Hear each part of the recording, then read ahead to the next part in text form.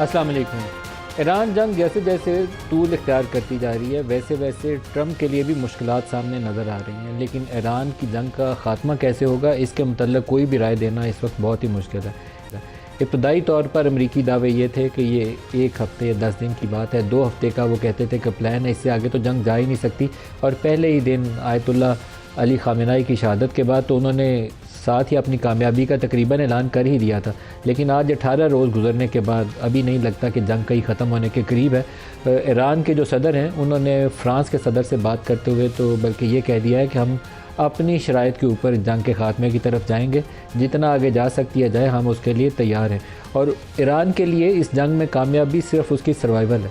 अगर ईरान अपने आप को सिर्फ इस अरसे के दौरान सर्वाइव रखता है, अपनी बका कायम रखता है, टूट फूट से बच जाता है, तो उसकी यही जीत है। उसके मिज़ाइल जो इलाके के मुख्तलिफ ममालिक के ऊपर जाकर हिट हो रहे हैं, उन जगहों पर जहाँ अमरीकी तनसीबात हैं या अमरीकी अड्डे हैं, या इसराइल के ऊपर जाकर वो जो वार करता है, उसकी कामयाबी बस यही है कि वो उसको बरकरार रख पाए। जो स्टेट ऑफ हॉर्मुज़ की बंदिश है, ये शायद इस तमाम मामले के अंदर सबसे पेचीदा जो एक वार है वो ईरान का इस सूरत हाल के अंदर ये स्टेट ऑफ हॉर्मुज़ की बंदिश है। अमेरिका की तरफ से बरतानिया को कहा गया कि वो साथ आए, बरतानिया ने इनकार कर दिया। उन्होंने जर्मनी से कहा, जर्मनी ने इनकार कर दिया। जर्मनी ने बल्कि ये भी कहा कि ये नेटो की जंग है ही नहीं है, ना नेटो ने इसके ऊपर कोई डिस्कशन की, ना ही इसकी अप्रूवल दी। तो इसलिए नेटो की जानिब से इस वॉर के लिए कमिटमेंट देना, ईरान जंग में शमूलियत इख्तियार करना, वो बिल्कुल मुमकिन नहीं है। ऑस्ट्रेलिया ने इनकार कर दिया, जापान ने इनकार कर दिया। जो खलीजी ममालिक हैं वो पहले ही अमेरिका से कह रहे हैं कि हमारी एयर स्पेस या हमारी बेसिस इस्तेमाल मत करो, लेकिन ईरान कह रहा है कि इस इलाके के अंदर मौजूद जो अमरीकी अड्डे हैं वो अमरीकी फ़ौजें वहाँ से ईरान के ऊपर हमलावर हो रही हैं।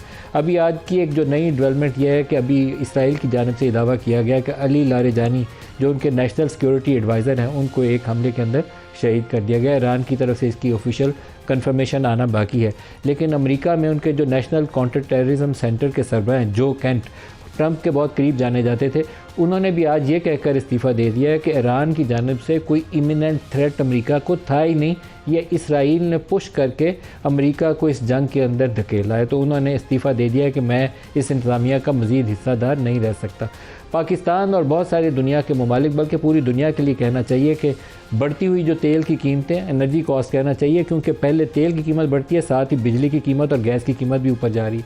यूरोप के लिए तो जो कतर की गैस फील्ड की बंदिश है और उन्होंने प्रोडक्शन बंद की है, उसके बाद यूरोप पहले ही क्राइसिस का शिकार है। तो उसके बाद लम्हा फ़िक्रिया ये है कि अब इससे इन्फ्लेशन के ऊपर क्या इम्पैक्ट आएगा।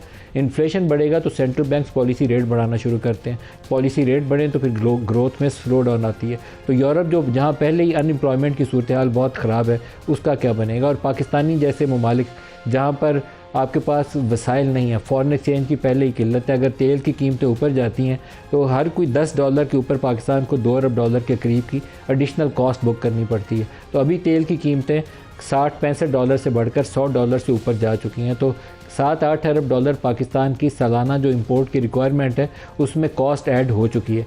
जितना अरसा ये जंग तवालत इख्तियार करेगी वैसे वैसे हमारे लिए उसकी कॉस्ट बढ़ती जाएगी। हमें इसको मैनेज कैसे करना है, क्या सारा जो इसकी कॉस्ट है वो पास थ्रू करनी है। जो कीमतें 55 रुपये पहले बढ़ाई गई थी, हो सकता है कि अगली बार आपको 155 बढ़ानी पड़े, क्योंकि इस दफ़ा हुकूमत ने वो पास थ्रू नहीं किया 75 रुपये का। अगली दफ़ा इसको रोकना मुश्किल होगा, अनलेस के कोई नेशनल लेवल के ऊपर कोई ऐसी मनसूबाबंदी की जाए कि जो डिविजिबल पूल में सारे सूबे हैं वो साथ बैठ जाएं और कहें कि हम 500-700 अरब का एक फ़ंड क्रिएट करते हैं जिसे इस कॉस्ट को हम बफ़र करेंगे, इसको मिटिगेट करेंगे। अदरवाइज़ कोई तरीका नहीं है कि इस कॉस्ट को वफाकी हुकूमत रोक सके, उससे डेफिसिट जो है काबू से बाहर हो जाता है।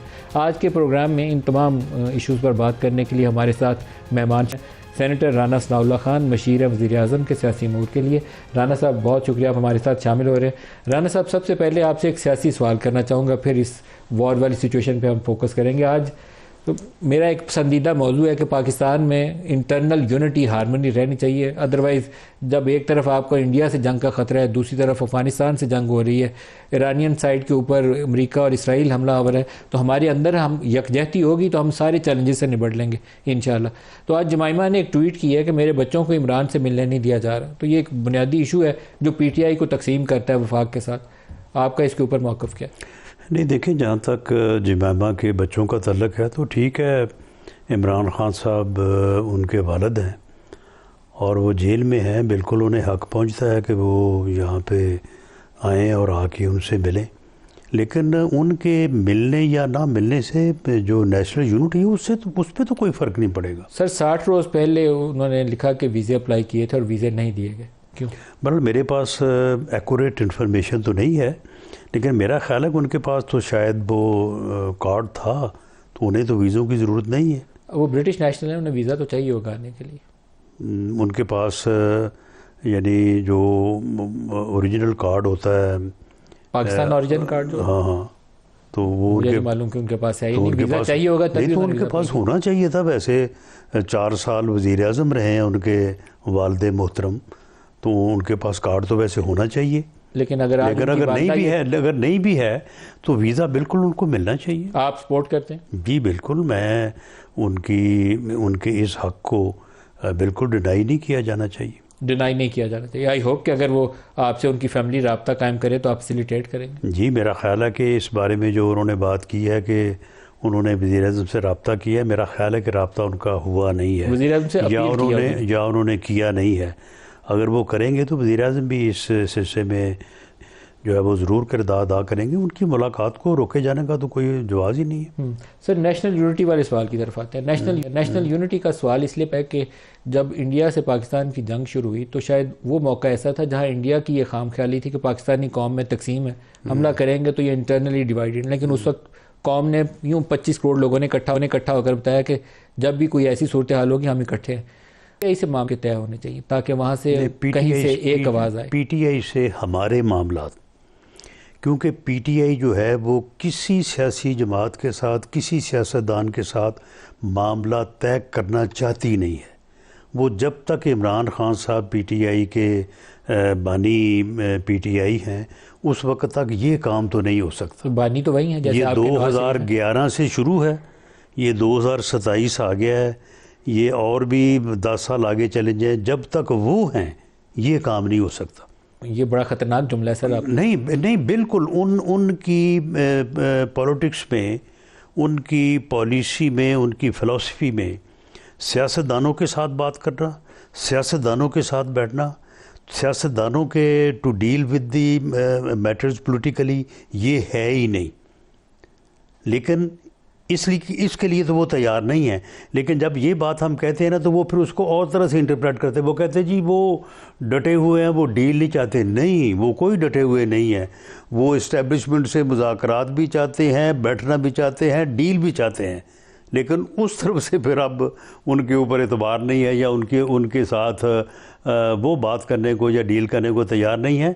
लेकिन पॉलिटिशियन जो हैं आप कहते हैं कि एस्टेब्लिशमेंट से जवाब है उन्हें कि वो नहीं मिला। जी, इस्टेब्लिशमेंट की तरफ से दरवाज़ा बंद है। DG ISPR ऑन रिकॉर्ड हैं कि मुज़ाकरात हमारा मैंडेट है, हम बिल्कुल किसी से मुज़ाकरात नहीं करेंगे, ना हम किसी से डील करेंगे। ये सियासी जमातों का काम है, सियासी जमातें करें। और प्राइम मिनिस्टर ऑफ पाकिस्तान आपके इल्म में है कि उनकी जो डायलॉग की मुज़ाकरात की ऑफ़र है वो ऑन रिकॉर्ड है। आपकी हुकूमत के इख्तियारात कितने हैं ये तो इस बात से पता चल जाता है कि आप इमरान खान से उसकी फैमिली की मुलाकात नहीं करवा सकते। नहीं, 3 महीने से वो लोग कह रहे हैं कि हमारी मुलाकात नहीं, आप तो मुलाकात नहीं करवा सकते। नहीं तो हमने कब जो है वो इस बात के लिए जो है वो हम वो मरे जा रहे हैं कि जो उनकी मुलाकात होनी चाहिए। उनकी मुलाकात का जो मामला है, उनकी मुलाकात किसी तरह से भी स्टेट के ख़िलाफ़ बयानी के तौर पे इस्तेमाल नहीं हो सकती।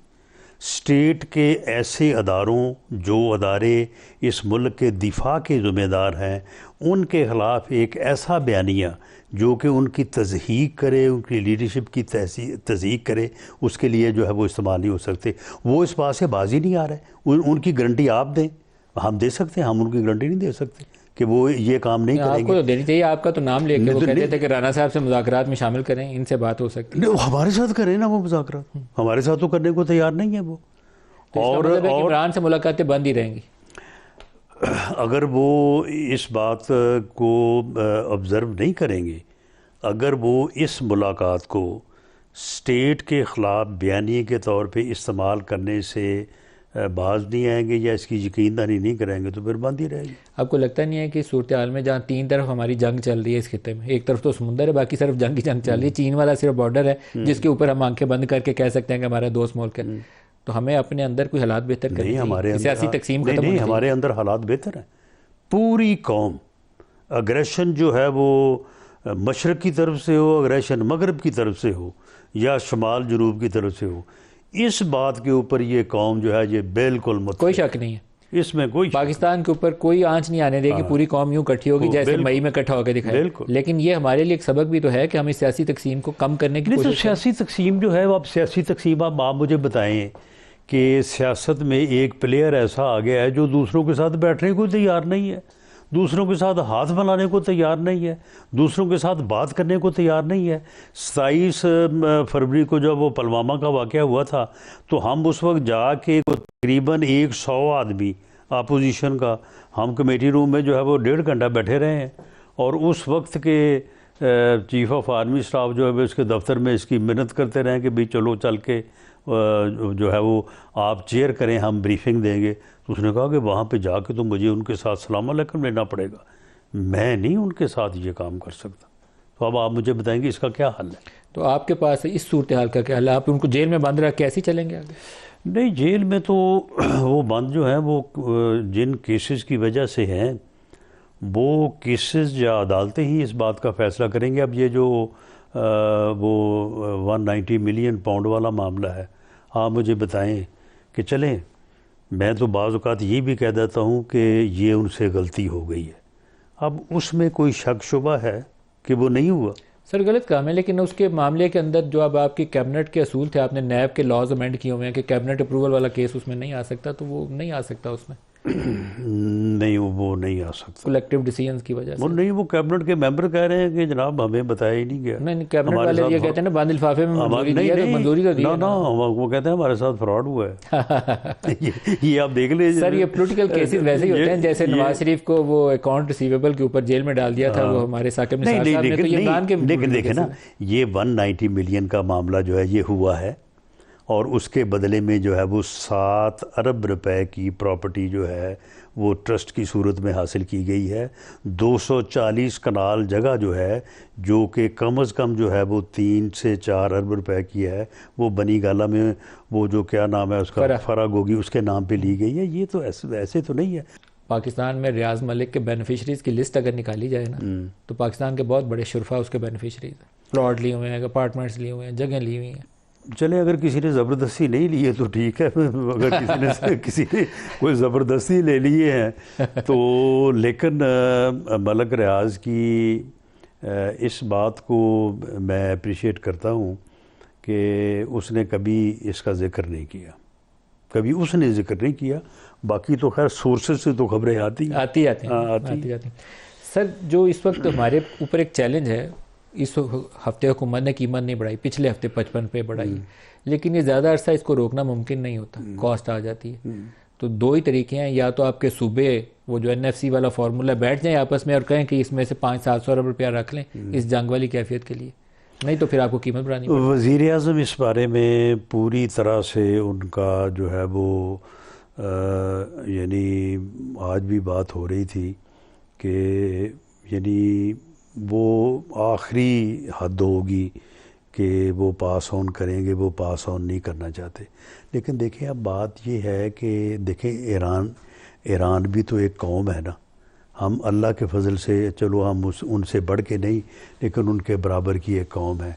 वो देखें कैसे हालात में सर्वाइव कर रहे हैं। अल्लाह उसका यूनिटी उसकी बरकरार तो फिर चलें, अगर फिर उस वजह से कुदरती तौर पे जो है वो उस वजह से या उनकी जो जंग है उसकी वजह से अगर हमारे ऊपर कुछ हालात होते हैं तो हमें भी एक कौमी करैक्टर का मुजाहरा करते हुए बर्दाश्त करना चाहिए। सर, दो ऑप्शन हैं आपकी, या तो आपकी काउंसिल ऑफ कॉमन इंटरेस्ट की मीटिंग प्राइम मिनिस्टर कॉल कर लें और सारे सूबे भी और वफाक तय कर लें कि हम ये जो FBR के रेवेन्यूज़ हैं, डिविजिबल पूल में जाने से पहले इसका 600-700 रुपया निकाल के 5% निकाल लें, अलहदा से रख लें। बिल्कुल 1000 अरब निकालना, 1000 अरब निकाल लें, बिल्कुल। क्योंकि आपकी अफगानिस्तान में जंग हो रही है। जरा इस बात को एडवोकेट करें ना जरा। मैं तो अनेर कर रहा हूँ, आपसे पूछ रहा हूँ कि आप इसको जी, मैं नहीं, इससे बढ़ के और क्या बात हो सकती है? इसके अलावा कोई ऑप्शन नहीं। उसकी वजह ये है ना कि ये एक आम आदमी जो है ना, वो मोटरसाइकिल वाला, रिक्शे वाला, वो इससे बच जाएगा। आम आदमी जो है ना वो बेनिफिट होता नहीं, आपकी इंडस्ट्री भी बच जाएगी। आपकी एक्सपोर्ट 60 माह में नीचे गिर गई है, पिछले साल से भी नीचे चली गई। बिल्कुल सही। तो अगर कॉस्ट ऊपर गई तो वो और बैठ जाएगी, बंद हो जाएगा। ऐसे ही है, ऐसे ही है।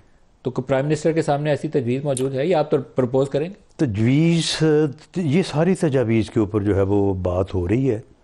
अब आप देखें कि ये जज्बा जो है ये सूबों में भी ये चीज़ जो है वो सामने आनी चाहिए। सर सूबे जहाज़ खरीद रहे हैं, वो गल्फ स्ट्रीम जहाज़ में आजकल घूमते हैं। गल्फ स्ट्रीम जहाज़ 10 अरब रुपए का वो इतना मेरे और आपके टैक्स के पैसों का आप टैक्स देते हैं ना? नहीं, तो ये मेरे और आपके पैसे बात सुने ना, पंजाब गवर्नमेंट ने 40 अरब की तो ईदी दी है।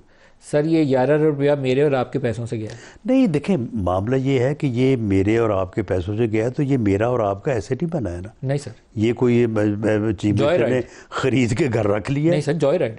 अभी वो पता चला वियना गया हुआ था। वियना क्यों गया था, आप ऑफिशियली बता सकते हैं? नहीं, मेरे इल्म में नहीं है, शायद कोई रजिस्ट्रेशन इशू हो या किसी वजह से गया हो। लेकिन मामला ये है कि चीफ मिनिस्टर पंजाब ने इस्लामाबाद तक आना, उसके लिए उन्हें गल्फ स्ट्रीम क्यों चाहिए? नहीं देखे, सुन ले, बात ये है कि एक ऐसा एसेट जिसने अगले 40 साल रहना है, वो पिछला जहाज जो है ना वो 25 साल के बाद हुआ है, तो 40 साल जिस एसेट ने रहना है वो आज की तारीख में जो बेहतरीन टेक्नोलॉजी और बेहतरीन चीज़ है वो लेनी चाहिए। सर वो तो उन्हें फिर वो और पंजाब के वसाइल के हिसाब से 10 अरब रुपए की यही अहमियत है कि वो बलूचिस्तान गई और बलूचिस्तान छोटे भाई को जो है वो सिर्फ 10 अरब रुपए जो है वो कोई लोन नहीं दिया, ग्रांट में दे दिया कि जी ये अपने वो नेकी का काम किया उन्होंने, लेकिन जहाज पे उन्होंने पैसे सर्व करके ज्यादती की। ये तो अब बस फिर बात ये है ना कि हमने प्रोपेगेंडा करना होता है। सर ये प्रोपेगेंडा, हमने हर बात को जो है वो पकड़ के तो उसको जो है, यानी मामला ये है कि एक सूबा जिसका जो तरक्याती बजट है वो 2000 अरब है, उसको भी काटना चाहिए। अगर उस तो क्यों काटे? टैक्स इकट्ठा करते नहीं, पाक के डिविजिबल पूल से जो पैसा मिलता है उससे याशी करते हैं। नहीं तो टैक्स इकट्ठा करते हैं तो नहीं सर, ये डिविजिबल पूल का 5000 रुपया 6000 रुपया मिलता है, उनको मौज लगी हुई है। नहीं, पंजाब का अपना रेवेन्यू भी है, ना होने के बराबर, और नहीं ना होने के बराबर नहीं है, अच्छा खासा है। सारे सूबे बेड़ा गर्क कर रहे हैं उन वसाइल का। पिछले 2 साल में उसमें बड़ी इम्प्रूवमेंट हुई है। मरीम नवाज शरीफ साहबा ने जहाँ पे और उन्होंने बड़े इनिशिएटिव्स, प्रो पुअर इनिशिएटिव्स लिए हैं, उनका कोई इनिशिएटिव नहीं है ऐसा नहीं है जिसकी मालियत जो है वो 50, 100, 150 अरब से कम है। तो वहाँ पे उन्होंने ये जो टैक्स कलेक्शन है इसको बहुत बेहतर किया है। उनकी फाइनेंशियल मैनेजमेंट जो है वो बहुत अच्छी है। आपकी हुकूमत की प्लानिंग कमीशन ने जो रिपोर्ट जारी की है ना, वो कहती है पाकिस्तान में गुर्बत 23% से बढ़कर 29% हो गई है। वो कहती है जो इनकम इनक्वालिटी, अभी ऐसा नहीं बाल साहब ने जारी की है, ये प्लानिंग इनकम इनक्वालिटी 10 साल की बदतरीन सतह पर। मैं कभी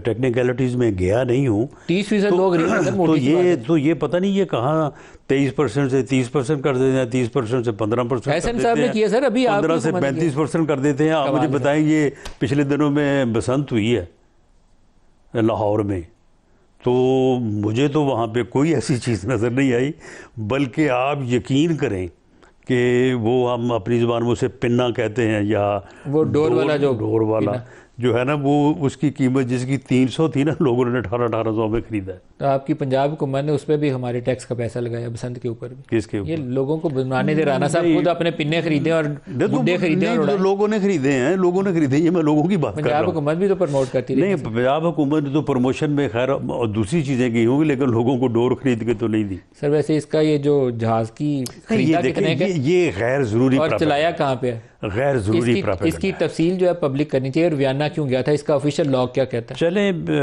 ये अब जो आप इसकी लॉग बुक होती है ना, जो इन्फॉर्मेशन की बात कर रहे हैं वो बिल्कुल आपकी बात दुरुस्त है, लेकिन ये एक गैर जरूरी प्रोपेगेंडा है। सर मेरा तो ख्याल है कि इससे ज़्यादा ज़रूरी बात ही कोई नहीं। जजों को आप 18-18 करोड़ की गाड़ियाँ खरीद के दे रहे हैं। बीबी ने 10 अरब का 11 अरब का जहाज खरीद लिया। इस्लामाबाद के रेड जोन में जाने के लिए जज को 18 करोड़ की गाड़ी चाहिए सर। नहीं, 18 करोड़ की गाड़ी तो नहीं है, ये 8-9 है इस वक्त मेरा अभी ख्याल चेयरमैन है। सेनेट की भी कल खबर आई है 12 करोड़ की उन्होंने भी खरीदी। क्यों खरीदी है सर उन्होंने? लेकिन बहरहाल वो पता नहीं, अब हम थी कौम को कह रहे हैं वो कि बहुत पता गुर्बत है, बहुत नहीं, महंगाई नहीं, है, नहीं, हालात सुन बहुत ले, खराब है। नहीं सुन ले, या तो मैं कहता हूँ भी ये गाड़ियाँ जो है वो ख़त्म करके करें ना तो सर, पैदल चलना शुरू कर अपनी दें, गाड़ियाँ साइकिलों चलाएं, पे चलें, घोड़े खच्चर खरीद लें, अपनी गाड़ियों ये पे सारा चलाएं। कुछ, ये आप भी अपने दफ्तर शफ्तर ख़त्म करें, सड़क के ऊपर कैमरा रख के जो है वहाँ पे कुर्सी रख के जो है वो सारा काम कर लिया करें। सर मैं तो या नेशनल जो एक्सचेकर है ना उसमें कंट्रीब्यूट करता हूँ, मैं टैक्स अदा करता हूँ, मैं अपने इदारे से तनख्वाह लेता हूँ, मैं सरकार से कुछ नहीं लेता। जो बंदा नेशनल एक्सचेकर से 1 रुपया भी लेता है ना, वो उसका जवाब दिए, उसको बताना है कि उसने पैसा नहीं लिया ठीक तो है, लेकिन मामला ये है कि मामलात को बेहतर अंदाज से चलाने के लिए लोगों को पे भी करना पड़ेगा, लोगों को फैसिलिटीज़ भी देनी पड़ेंगी, लोगों के जो लिविंग और वर्किंग कंडीशंस हैं उनको भी बेहतर करना पड़ेगा। खालिद चिश्ती साहब एयर कमोडोर रिटायर्ड हमें ज्वाइन कर रहे हैं। खालिद साहब आपका बहुत शुक्रिया, आप हमारे साथ शामिल हो रहे हैं। सर आज 18 रोज़ हो गए ईरान वाली जंग को, आपको ये किस तरह मामला बढ़ता हुआ नजर आता है? बहुत शुक्रिया मलिक साहब, आपने इनवाइट किया। देखिए, ये तो अभी डिपेंडेंट है कि और ज्यादा कॉस्ट ईरान कितना सस्टेन कर सकता है अपने पे अट्रिशन लेने की, और प्रिजर्वेशन तो हमने देख लिया है कि बहुत ज्यादा जो हिट बैक करके मोस्ट इकोनॉमिकल उसने जंग अपने लिए की हुई है और मोस्ट एक्सपेंसिव अपने मुखालफों के लिए की हुई है। पहले दिन उन्होंने 3.87 बिलियन खर्च दिया, ज़ाहिर है 100 घंटे के अंदर ही शायद। और वो आज भी अगर हम 1 बिलियन भी रोजाना का लगाएं तो तकरीबन आप देखिए ऑलमोस्ट 42 मिलियन के करीब पर पर आवर उनको खर्चा पड़ रहा है, कोई $11,000 पर सेकंड पड़ रहा है। इस हिसाब से एक बहुत ही महंगी खालिद चिश्ती जंग साहब, अमेरिका लेकिन ये को पड़ रही कॉस्ट छोटी है, ये 18-20 अरब डॉलर शायद अमेरिका और इसराइल को उतने तकलीफ ना दें, हो सकता है इससे ज़्यादा वो अपने जो अरब के इत्तेहादी हैं उनसे पैसे वसूल करके ले जाए। असल तो टेस्ट ऑफ जो नर्व्स है वो एक तो तेल की एनर्जी कॉस्ट है, दूसरा जो इस इलाके के अंदर उनकी वो जो पोर्ट्स हिट हो रही हैं ना, पूरे गल्फ के अंदर उनके जो अड्डे हैं वो हिट हो रहे हैं, वो बहुत बड़ी कॉस्ट है। 13 फौजियों का तो आज उन्होंने माना है कि उनकी वो हलाकतें हुई हैं अमरीकियों की, और 200 से ज़्यादा जख्मी हैं। एक्चुअल नंबर शायद इससे ज़्यादा हो। जी, मैं बिल्कुल आपसे इत्तेफाक करता हूं कि अमरीकी जो है अकेले जब भी लड़े हैं तो बहुत एट्रिशन शाये होते हैं। जब भी वो कलेक्टिवली आते हैं, नेटो को लेकर आते हैं, चाहे अफगानिस्तान हो, चाहे सीरिया हो, इराक हो, लीबिया हो, तो वो एक कम अज कम यूनाइटेड नेशंस का मैंडेट लेकर आते थे, नंबर 1। फिर एक कांग्रेस से जैसा भी है वो एक बिल पास करा लेते थे। जितने रिपब्लिकन बुनियादी तौर पर, डेमोक्रेट छोड़ देते हैं, रिपब्लिकन ही देख लें, जो ट्रंप आए हैं उससे पहले जो रोनाल्ड रेगन थे, फिर George Bush senior, George Bush junior, तमाम के तमाम में 2 चीजें कॉमन थी। एक ये कॉमन थी कि वो अमेरिका को दोबारा ग्रेट बनाना चाहते थे और रिवाइव करना चाहते थे इकोनॉमी। और एक कॉमन इन सब के अंदर एक और चीज थी कि उन्होंने मिडल ईस्ट के एक मुल्क पर जरूर हमला किया, नंबर 1। लेकिन पिछले सुदूर में और प्रेसिडेंट ट्रंप के अंदर एक फर्क जरूर है कि उन्होंने पहले कांग्रेस से अप्रूवल लिया था, फिर कम अज कम बजट अप्रूवल कुछ लिया था, फिर एक यूनाइटेड नेशंस का मैंडेट लिया था, 44 के करीब जो नेटो के मुल्क होते थे उनको लेकर वो आते थे। प्रेसिडेंट ट्रंप ने कुछ भी नहीं किया। इसलिए मैं कह रहा हूं कि एक एलिमेंट ऑफ एम्बेरसमेंट कह लें या element of cost of life तो बात की बात है, जो फाइनेंशियल भी हो रहा है, ऑयल की प्राइसेस बढ़ रही हैं, उनकी बेबसी तो आपने 2-3 दिनों से बयान में देख रहे हैं, जब वो कह रहे हैं कि कोई मेरी मदद को नहीं आ रहा। वो जापान को रियलाइज करा रहे हैं कि देखो आप 90% ऑयल लेते हो, हम तो 1% लेते हैं। तो आई थिंक इसका मतलब यही है कि उनका अपना जो रिजॉल्व है, जो लेकर वो आए थे, वो तो डिमिनिश होता जा रहा है। तो जितनी आप एक कॉज को कम करते जाते हैं अपनी जंग की, उतना ही आपकी वॉर फाइटिंग भी कम होती जाती है। जरूरी नहीं है कि आपके पास लाओ लश्कर F-35 आपके और ख्याल में अभी ये, लेके आ जाए। आपको लगता है अभी ये जंग अगले 2 से 3 हफ्ते चल सकती? पॉसिबली। वो इस वजह से कि ईरान बंद करने में इंटरेस्टेड इसलिए नहीं है कि उसको समझ आ गई है कि मैंने मैक्सिमम कॉस्ट जो है प्रोहिबिटिव है, खासतौर पर इजराइल को कैसे इंपोज करनी है। अब जिस तरह के उसने मिसाइल लॉन्च करने शुरू किए हैं, सिजील का है, जो खैबर शिकन है, ये बहुत ही लीथल है। वो तो अभी हमारे पास जाहिर है बॉम्ब डैमेज की आ नहीं रही डिटेल्स, उनकी डेवस्टेशन जो इजराइल के अंदर है वो नहीं आ रही, उनके तमाम सेफ सिटी के जो कैमरे थे उनको तोड़ा जा रहा है, जो होटलिंग और उधर सिक्योरिटी के कैमरे थे उनको ब्लॉक किया जा रहा है। 5 लाख उन्होंने 5 साल शायद कैद कर दिया कि कोई अगर कोई इस तरह की वीडियो अपलोड करेगा। तो ईरान को तो शायद अंदाजा हो, लेकिन हमें अब पब्लिक को और मीडिया को बहुत कम अंदाजा है कि इजराइल को कितनी प्राइस देनी पड़ रही है। तो मेरा ख्याल है ईरान का सबसे बड़ा मैंडेट इस वक्त यह है कि बजाय हर 7-8 महीने के बाद इस तरह की डिस्ट्रक्शन करवाएं, तो उससे बेहतर है कि इसको 2-3 हफ्ते और चलाएं, ताकि एक ऐसे नोट पर खत्म करें जिसके अंदर या तो गारंटी देने वाले वो लोग, वहां या पब्लिकली अमेरिका की इतनी एम्बैरेसमेंट हो जाए कि चंद सालों तक वो ना सोचे दोबारा जंग करने का। एक ब्रेक ले लेंगे, हमारे साथ रहिएगा।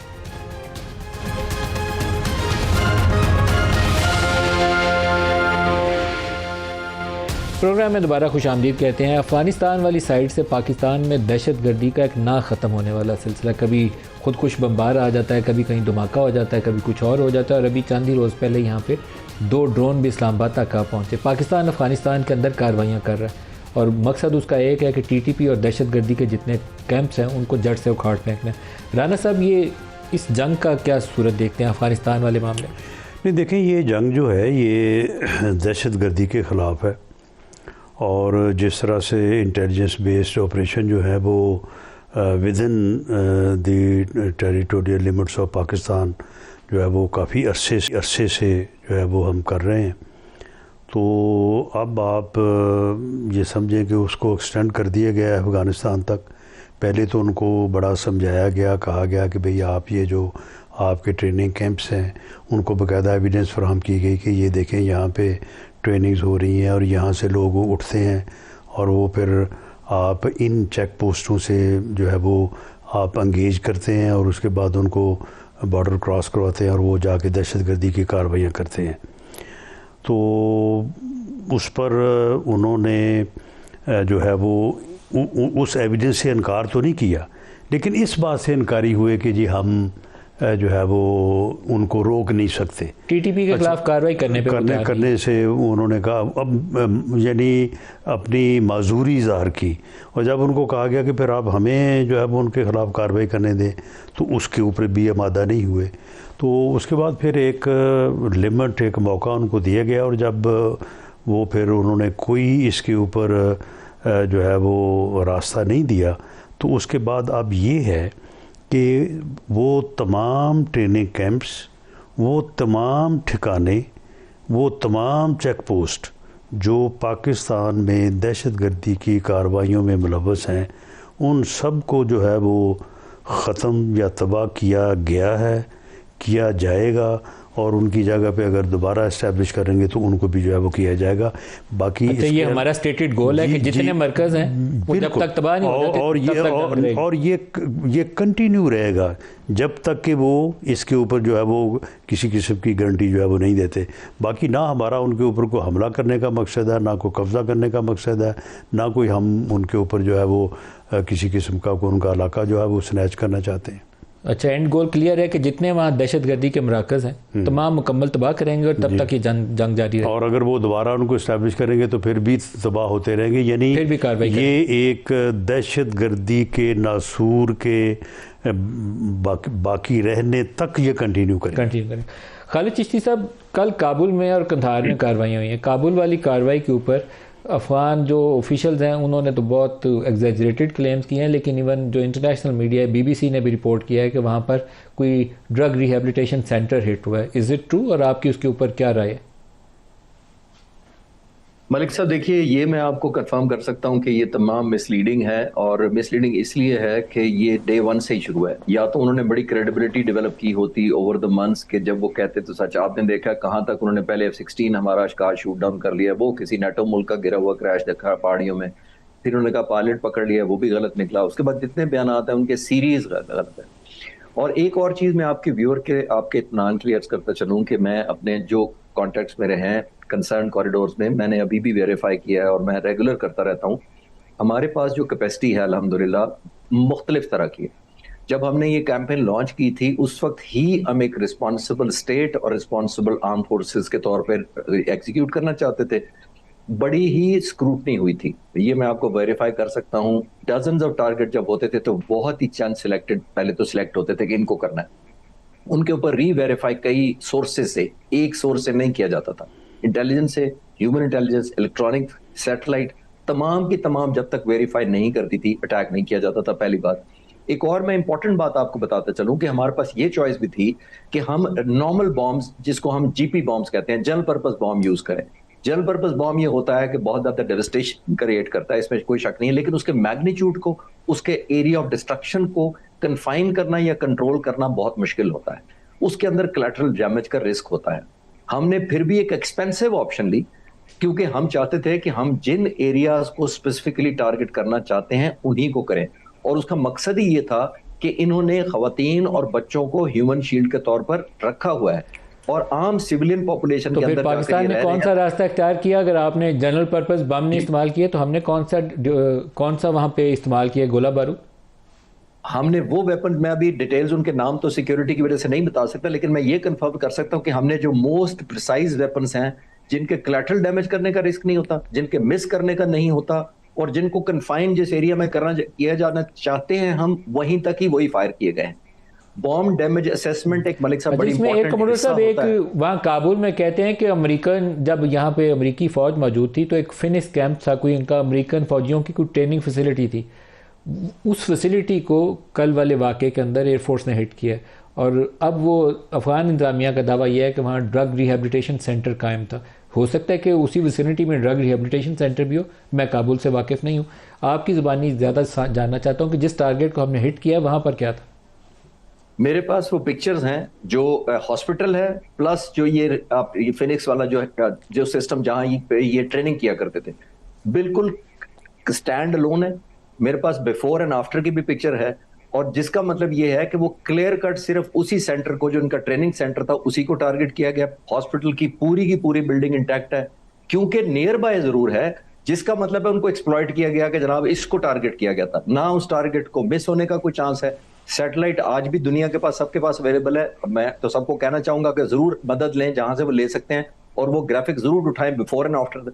वो एग्जैक्ट वही जगह है जो हम टारगेट करना चाह रहे थे, जिसको आप कह रहे हैं, जो ट्रेनिंग कैंप्स थे इनके हाइडिंग थे, और जहां से ये लॉन्चिंग प्लेटफॉर्म और रिसीविंग प्लेटफॉर्म दोनों पे जहां इन्होंने बनाए हुए थे। ये सिर्फ भेजते नहीं थे, ये जो सो कॉल्ड उनकी नजर में कामयाब हमले करके वापस आते थे, उनको रिसीव भी यहाँ किया जाता था, और एक कंपनसेशन और रिवॉर्ड भी किया जाता था यहाँ। सही। वो भी हमने हिट किया है।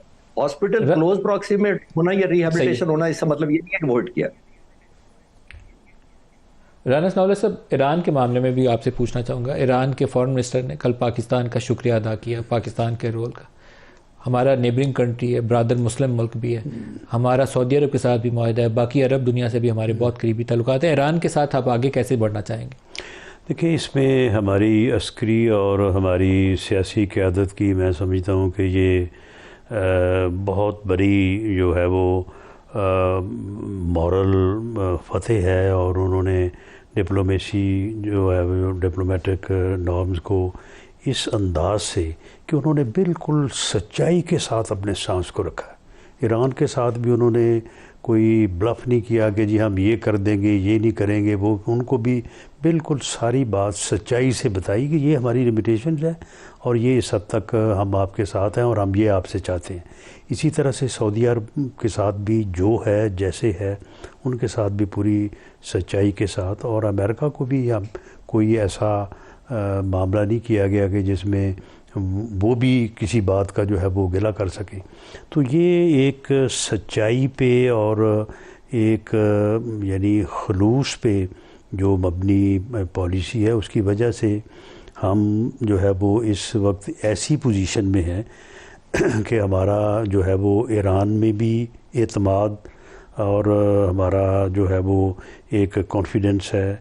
सऊदी अरब को भी हमारे साथ पूरी तरह से उनको यकीन है और कॉन्फिडेंस है, और अमेरिका भी को भी हमारे साथ कोई गिला नहीं है कि हमने कहा ये और किया ये। दुरुस्त। तो राना सनाउल्लाह साहब, खालिद चिश्ती का बहुत शुक्रिया। आज के लिए इतना ही, इजाज़त दीजिए। अल्लाह हाफ़िज़।